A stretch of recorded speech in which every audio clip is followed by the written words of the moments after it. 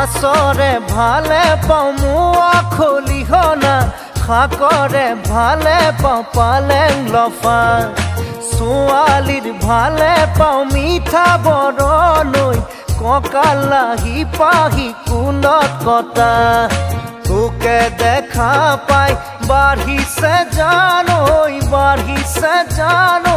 মনৰে ভিতৰৰ নৈ নিজৰা